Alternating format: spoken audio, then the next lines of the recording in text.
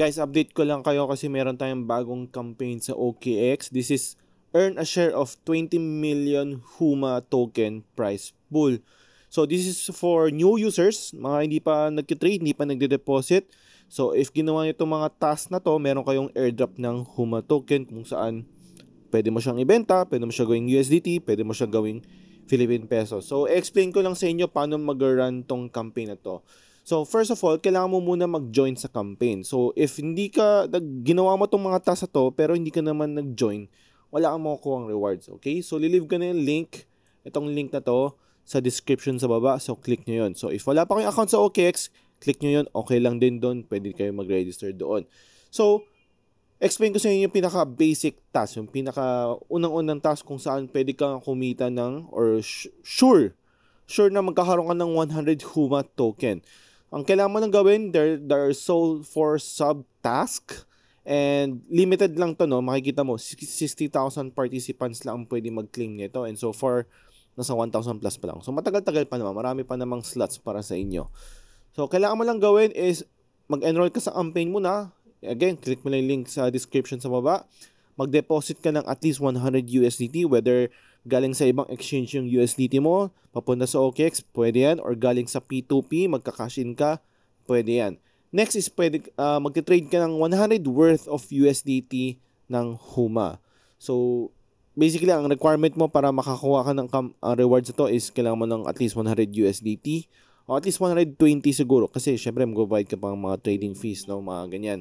So, kailangan mo mag-trade ng 100 USDT worth of volume yan. Hindi mo kailangan mag-trade ng 100 USDT isang bagsakan. Okay lang naman, cumulative naman siya.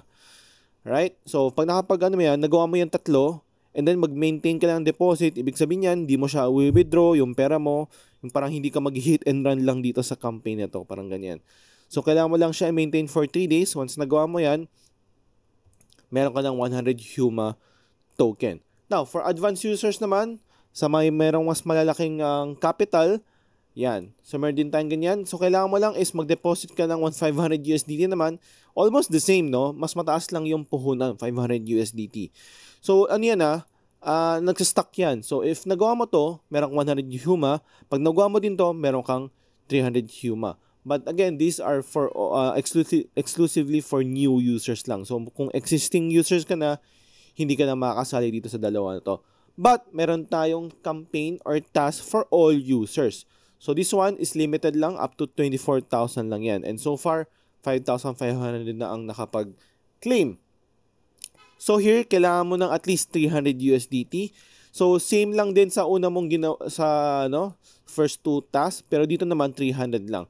This is open for all sa lahat ng users, no? Whether new or existing. So, if nag-deposit ka ng 300, nag-trade ka ng worth 300, di mo siya withdraw for at least 5 days consecutive, then makakuha ka ng share doon sa 2 million Huma na prize pool. Next is, nakapag-refer ka ng friend mo na mag-register sa OKX, gagamit ka ng sarili mong referral link. Pag nakapag-refer ka, makakuha ka rin ng Huma token.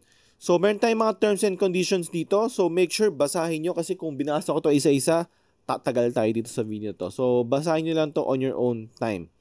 Meron din tayong mga platform rules, pero alam mo yan, basta huwag nyo lang gawin yung mga fee nyo, diadayak nyo yung system. Pag di nyo ginagawa yun, I don't think magkakaproblema ka naman dito sa campaign na to. So, ayun lang.